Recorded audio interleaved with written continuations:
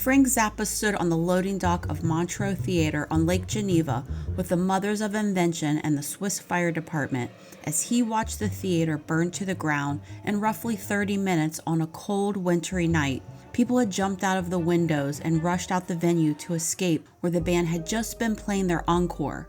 Zappa was trying to make sense of the situation while anticipating the potential aftermath of what just unfolded. But little did he know that this was just the beginning of his troubles, and this week would turn out to be crazier than any song he could ever write or any quirky performance he could imagine. It would test him in inconceivable ways, and the events that took place would become that of rock music mythology. But let's rewind back a little bit to understand how some of the characters got involved in this crazy story that begins in the rolling hills of Laurel Canyon.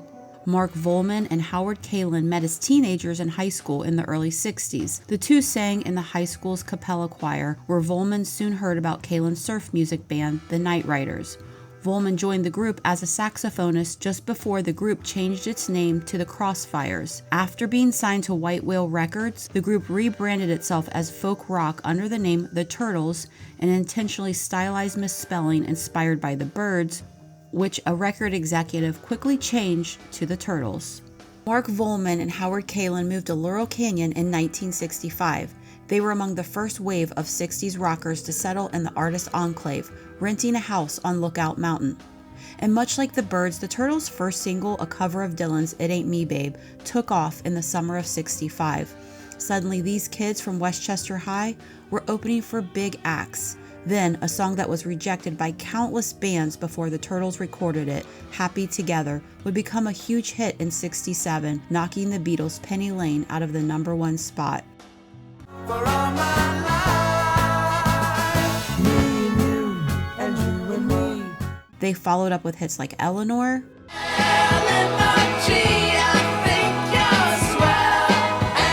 then You Showed Me, a song by the Birds, their Laurel Canyon neighbors. You can start to hear the Turtles' theatrical take on these songs and how they would fit into Zappa's whimsical stage performances. If you compare the Birds' straightforward version to the Turtles' hypnotic, baroque version of You Showed Me, the pieces start to fit the puzzle. You show me how to do exactly what you do, how I fell in love with you. You showed me how to do exactly what you do.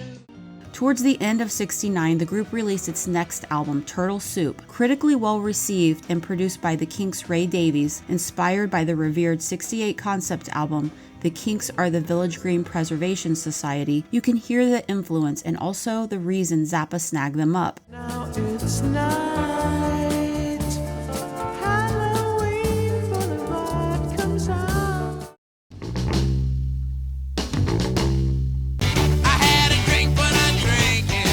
In spite of positive reception by the music press, its commercial success was marginal and the band began to disintegrate. Their label, White Whale Records, sought to turn them into pop hit machines and apparently encouraged Kalin and Volman to fire the rest of the band, tour with hired musicians, and make records by adding their vocals to backing tracks recorded by Memphis session players. As the band folded, Volman and Kalin discovered that the terms of their contract forbid them from using the name The Turtles, but also their own actual names, Howard Kalin and Mark Volman. White Whale Records thought they could go picking on some theater kids, but Volman and Kalin would soon find a creative workaround.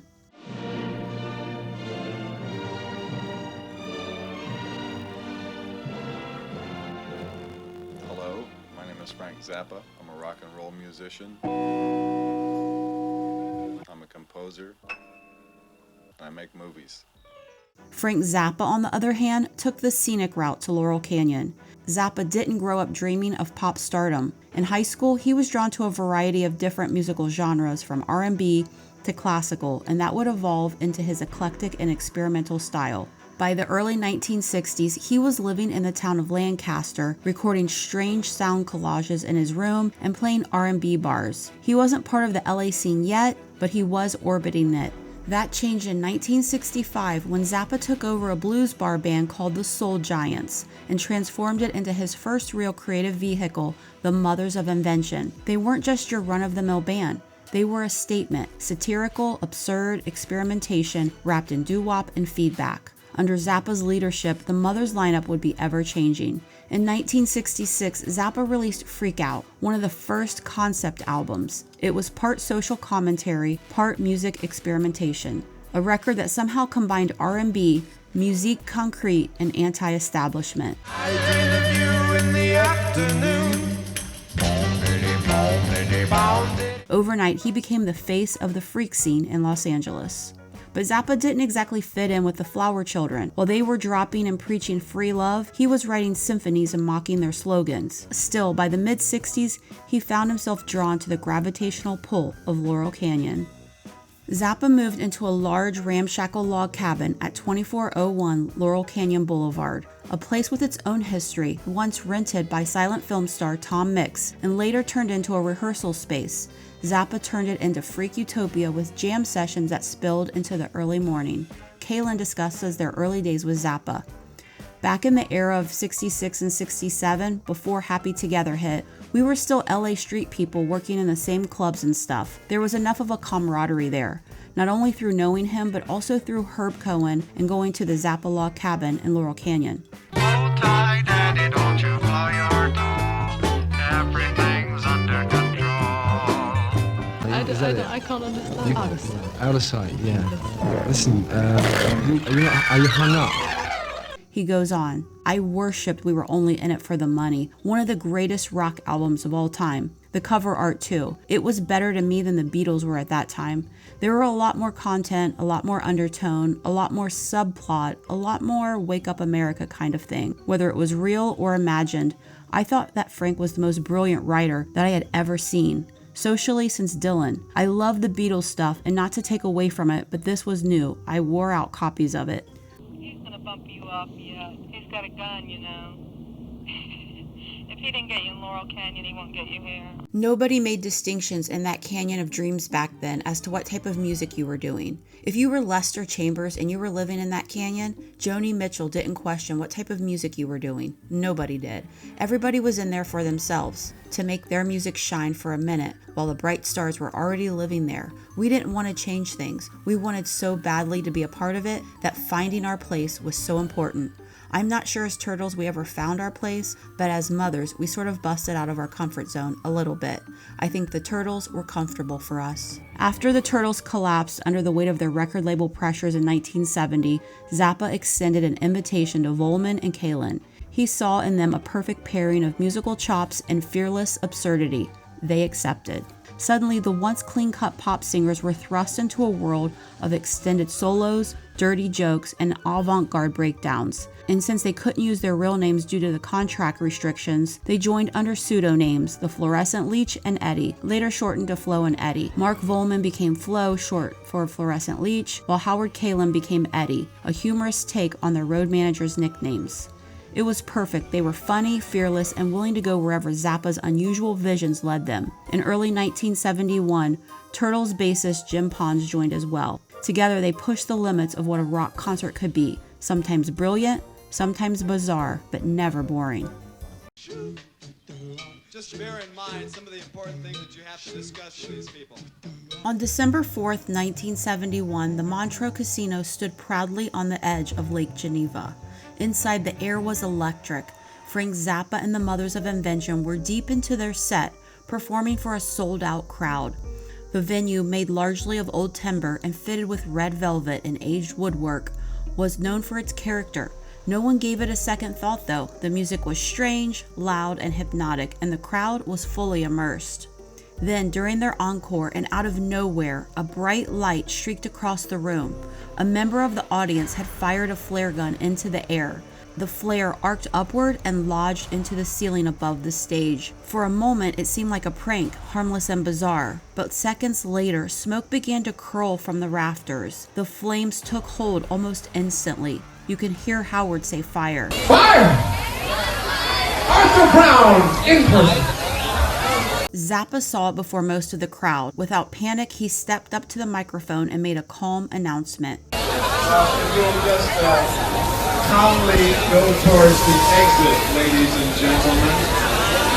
The band stopped playing. The audience hesitated only for a moment, then began moving towards the exits. But the flames were faster. The flare had ignited the casino's wood ceiling, and the fire spread like dry paper. Smoke filled the room, and panic took over. People rushed the exits. Chairs were overturned. Some crawled low to the floor. Backstage, the mothers abandoned their instruments and ran. Zappa followed, ushering others towards safety. Within minutes, the entire roof of the casino was ablaze. The fire brigade arrived quickly, but it was too late. The fire had consumed the building from top down.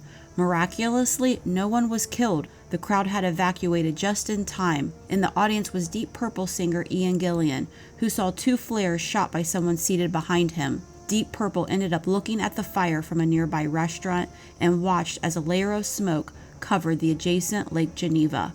They had planned to record their next album there. Now they were watching the studio and venue they'd booked collapse in a storm of smoke and fire. The moment burned itself into their memory and into rock history. The moment inspired bassist Roger Glover to come up with the title, Smoke on the Water.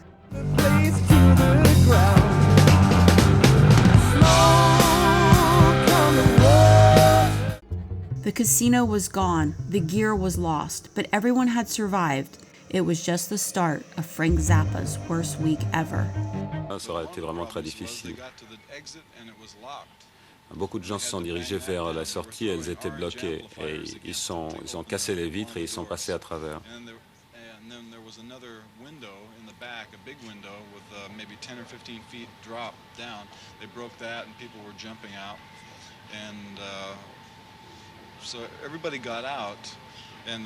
Tout le monde est sorti finalement, sauf les 2 roadies qu'on avait, et Jonathan qui fait les lumières, et Tony qui conduit le camion. Ils ont été véritablement soufflés par l'explosion à travers la vitre.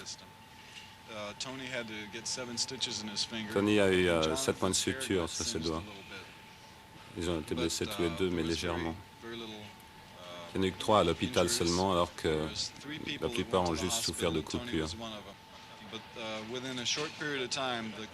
Et en très peu de temps, le casino tout entier a été réduit ensemble. La seule chose qui a été sauvée. Just 6 days after the fire in Montreux, Frank Zappa and the Mothers of Invention took the stage at the Rainbow Theatre in London on December 10, 1971. It was supposed to be a triumphant end to the European tour, a packed house, enthusiastic fans, and a band that had just survived a disaster.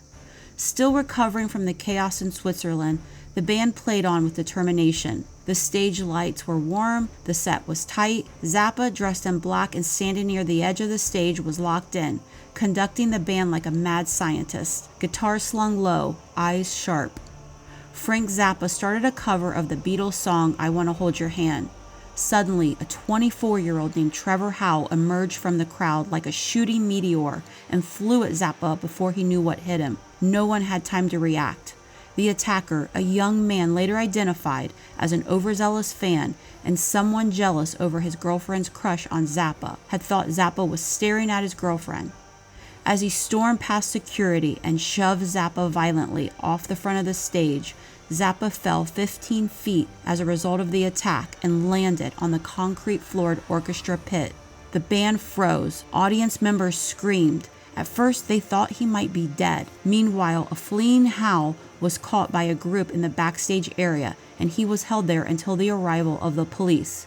As Zappa lay unconscious, rumors about his death spread like wildfire. A chaotic scene ensued outside the Rainbow, where the audience for the second concert were joined in the street by the audience from the first show. Wild rumors that Frank had been killed flashed through the massive crowd, and for upwards of at least an hour, no one knew what was happening. In his 1989 autobiographical book, The Real Frank Zappa Book, retracing the scarring incident, said, "The band thought I was dead. My head was over my shoulder and my neck was bent like it was broken. I had a gnash in my chin, a hole in the back of my head, a broken rib, and a fractured leg. One arm was paralyzed. Zappa wasn't moving."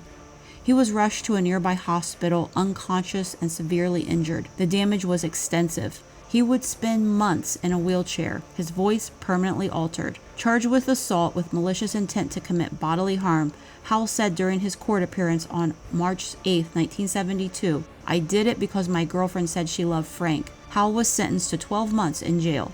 The tour was over, but Zappa's recovery was just beginning. Later, Zappa wrote in his book, Hal gave 2 stories to the press. One of them was that I had been making eyes at his girlfriend. That wasn't true since the orchestra pit was not only 15 feet deep, but was also twice as wide and the spotlight was in my face. I can't even see the audience in those situations. It's like looking into a black hole. I never even saw the guy coming at me. Then he told another newspaper that he was pissed off because he felt we hadn't given him the value for his money. Choose your favorite story. After he punched me, he tried to escape out into the audience, but a couple of guys in the road crew caught him and took him backstage to hold for the police. While I was recuperating at the Hurley Street Clinic, Hal was released on bail, so I had a 24-hour bodyguard outside my room because we didn't know how insane he was. Zappa would later say that the attack changed him, not just physically but creatively. He began to write darker, more cynical music. The humor was still there, but something fundamental had shifted. Zappa later recovered from a great deal of shock, but was bound to a wheelchair for almost a year and suffered from chronic back pain because of the ordeal. His fractured leg, though functional, was shorter than the other one. But Frank Zappa, being the creative guy that he was, did not miss an opportunity to turn the drama into a song named Dancin' Fool, which had the following lines. It's about dancing, that's why I got this song. One of my legs is shorter than the other and both of my feet's too long. The Mothers disbanded soon after the tour. Mark Volman and Howard Kalin, the 2 former Turtles who had joined Zappa for his wild ride, were bewildered along with the rest of the Mothers. Within 1 week, they'd seen their gear destroyed in a fire and watched their bandleader nearly get killed on stage. Volman and Kalin continued on, touring as Flo and Eddie, a comedy rock duo. In Zappa's case, the very things that made his music unpredictable, risk, confrontation, absurdity, seemed to manifest in the real world, as if the audience wasn't just watching the madness unfold, but becoming part of it. When your art challenges norms, provokes, and stirs things up, sometimes the audience answers back in unexpected ways. For Frank Zappa and the Mothers of Invention, December 1971 was a turning point. 1 week, 2 disasters, and the reality that a life in music could be as unpredictable and outrageous as the music itself, especially when the audience members become agents of chaos.